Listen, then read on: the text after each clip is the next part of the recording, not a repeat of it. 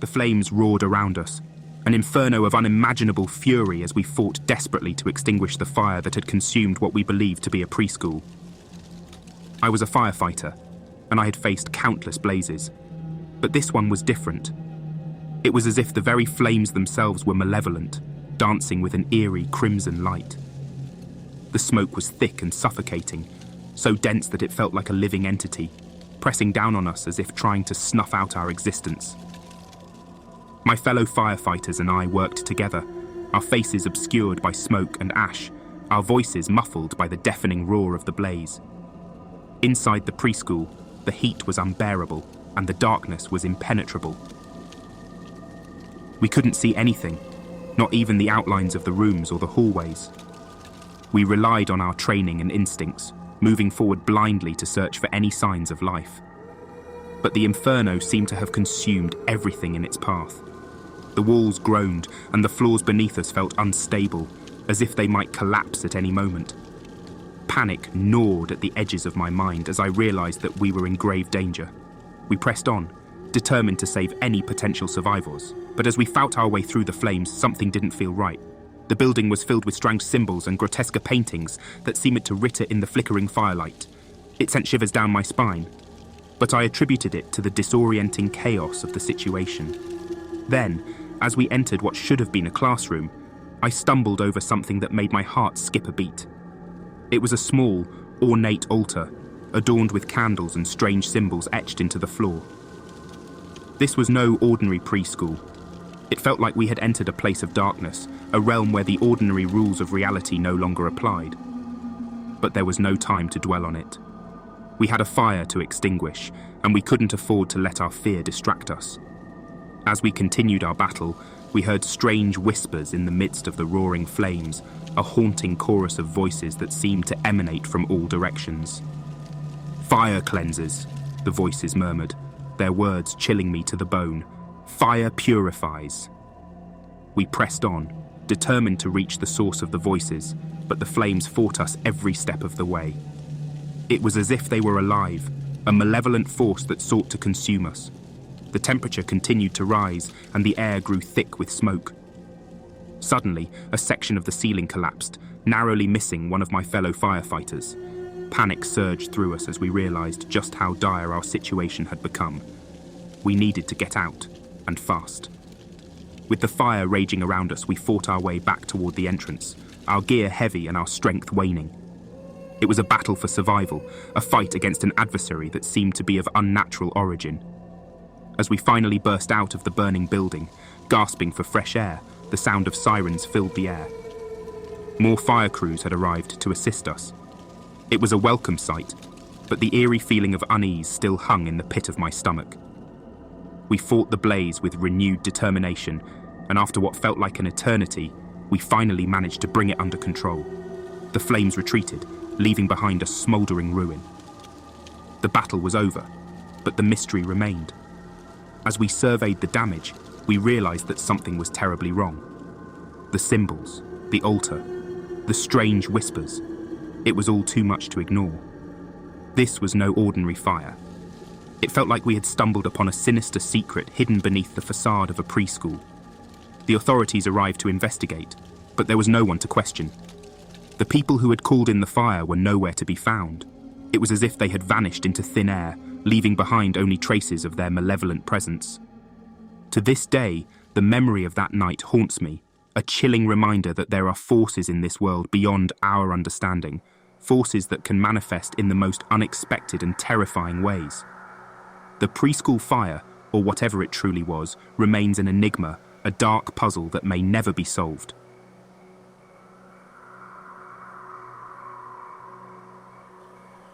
I woke up in the middle of the night to the sound of soft footsteps echoing through our house.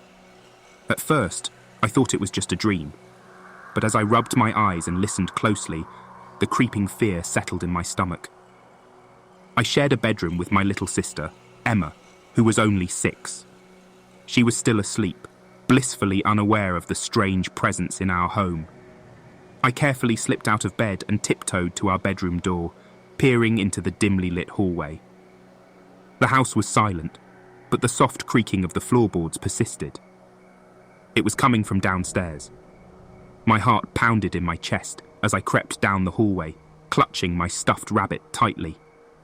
The only source of light was the faint glow of the street lamp outside, casting eerie shadows across the walls. As I descended the stairs, I heard faint whispers, too low to make out any words. My parents' room was at the end of the hallway on the first floor, and I knew they wouldn't hear me if I tried to wake them. I had to be brave for Emma. I reached the living room, and there, in the dim light, I saw a figure hunched over our dining table. It was a man, his back to me, his body obscured by the shadows. My breath caught in my throat, and my little heart raced. "Who are you?" I managed to whisper, my voice trembling. The man froze, and for a moment, everything was still. Then he slowly turned to face me, his eyes wide and wild. His face was pale, and a tangled mess of hair framed his gaunt features. I should have screamed, but fear held my voice hostage. The man took a step toward me, and I stumbled backward, clutching my stuffed rabbit even tighter. "Please," he whispered, his voice hoarse. "Don't be afraid. I'm just looking for something." Terror coursed through me as I watched him inch closer. I needed to protect Emma. Summoning all my courage, I bolted for the kitchen, grabbing a heavy cast-iron skillet from the stove. It was the only weapon I could find. The man followed me into the kitchen, his eyes never leaving mine. I backed up against the counter, clutching the skillet with both hands, my knuckles white with fear. "Stay away from us!" I shouted, my voice cracking. The man's expression shifted, his eyes filling with a strange mix of sadness and regret. "I'm not here to hurt you," he said, his voice trembling. "I just need a place to hide." My confusion grew, but my fear didn't abate. "Why are you hiding?" He hesitated for a moment, as if debating whether to share his secret. "There are people after me," he finally admitted. "I didn't mean to scare you or your sister. I just didn't know where else to go." I didn't know what to believe, but I knew I couldn't trust him. I had to protect Emma. With all the strength I could muster, I swung the skillet at him. It connected with a sickening thud, and he collapsed to the floor, unconscious. Panic surged through me as I realized I had hurt someone, but I had no choice. I had to make sure Emma was safe. I rushed upstairs to check on her, relieved to find her still sleeping soundly. With trembling hands, I locked our bedroom door and called the police from my parents' room. I explained the situation, my voice shaky and tears streaming down my face. They assured me that help was on the way. When the police arrived, they arrested the intruder and took him away. My parents woke up to the chaos, and they held Emma and me tightly, relieved that we were unharmed. As the days passed, I couldn't shake the feeling of dread that had settled over me. Who was that man? And why had he been hiding in our house? The questions haunted my dreams, leaving me with restless nights and a constant unease. But through it all, I knew I had done what I had to do to protect my family. I had found a courage I never knew I possessed, and I vowed to always be there for Emma, no matter what dangers we might face in the future. The memory of that terrifying night would stay with me forever, a reminder that even in the darkest moments, there is a strength within us that can help us face our deepest fears.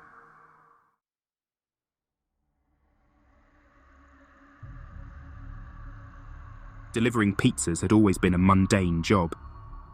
Most nights, I'd hop into my car, crank up some music, and go from house to house, exchanging hot, cheesy boxes for a few dollars and a tip. But one night, everything changed. It was a gloomy evening, the sky painted in various shades of grey, as I set out on my delivery route. The address for my first drop-off had an odd ring to it, 625 Darkwood Lane. I chuckled at the spooky address, but thought nothing more of it. When I arrived at Darkwood Lane, I realised it was an older, eerie neighbourhood. The houses were dilapidated, their windows boarded up, and the street lamp flickered ominously. I parked my car and double-checked the address, making sure I had the right place. The house in front of me looked abandoned, its paint peeling, and the front yard overgrown with weeds. But the numbers on the mailbox confirmed it was 625. I grabbed the pizza box and cautiously approached the front door. Before I could ring the bell, the door creaked open slightly, revealing a pair of piercing, intense eyes. The woman who answered the door was unlike anyone I'd ever seen. She had long, unruly hair and wore a tattered black dress. Her eyes seemed to bore into my soul. "I've been waiting for you," she said, her voice low and haunting. She handed me a wad of cash, more than enough for the pizza, and then she gestured for me to enter. I hesitated, a knot of unease forming in my stomach. Something about this situation felt wrong, but I didn't want to be rude or risk losing the tip. Reluctantly, I stepped inside. The interior of the house was as decrepit as the outside. The air was heavy with the scent of mildew and decay. The woman led me to a dimly lit room, where a group of people sat around a table covered in candles, pentagrams, and strange symbols. My heart raced as I realized I had stumbled into something deeply unsettling. The room was filled with an eerie silence, broken only by the faint chanting of the people gathered around the table. As I placed the pizza on the table, the woman spoke again. "Join us," she said, her eyes never leaving mine. "We have been waiting for a new member." Panic surged through me as I realized the gravity of the situation. These people were involved in something sinister, something that went far beyond a simple pizza delivery. I stammered an excuse and rushed for the door, not looking back as I fled the house. I couldn't shake the feeling of dread that had settled over me. Who were those people, and what were they involved in? I knew I had to report the incident to the police, but part of me worried they wouldn't take it seriously. After all, it was just a strange pizza delivery, right? The rest of my deliveries that night passed in a blur, my mind racing with thoughts of that eerie house on Darkwood Lane. When my shift finally ended, I couldn't get home fast enough. I locked all my doors and windows, trying to shake off the feeling of being watched. But that wasn't the end of it. Over the next few days, I began receiving bizarre phone calls in the middle of the night. The calls were always filled with static, and a chilling voice on the other end whispered cryptic messages that sent shivers down my spine. One night, as I lay in bed, I heard the sound of footsteps outside my window. I held my breath, paralyzed with fear, as I saw a shadowy figure standing in my yard. The figure moved closer, and I could make out the piercing eyes of the woman from 625 Darkwood Lane. I called the police, but by the time they arrived, she had vanished into the night. They assured me they would increase patrols in the area, but I couldn't shake the feeling that I was being watched, that I was caught in the grip of something far more sinister than I could comprehend. Weeks turned into months, and the strange occurrences continued. The calls, the mysterious figures outside my window, the feeling of dread that hung over me. It was as if I had become trapped in a never-ending nightmare. I quit my job as a pizza delivery man, hoping that distancing myself from that fateful night on Darkwood Lane would bring an end to the terror. But it seemed that I had unwittingly become entangled in something far more sinister than I could have ever imagined. To this day, I live in fear, constantly looking over my shoulder, haunted by the memory of those chilling eyes and the eerie whispered messages that still echo in my nightmares. The pizza delivery job may have been mundane, but it had unwittingly led me into a nightmare I may never escape. As we wrap up this eerie journey, a huge thank you to our dedicated audience for tuning in. Your support drives us to share these spine-tingling stories. Remember, the darkness is always there, but through these tales, we face our fears together. Until next time, keep those lights on and doors locked. Thank you for watching.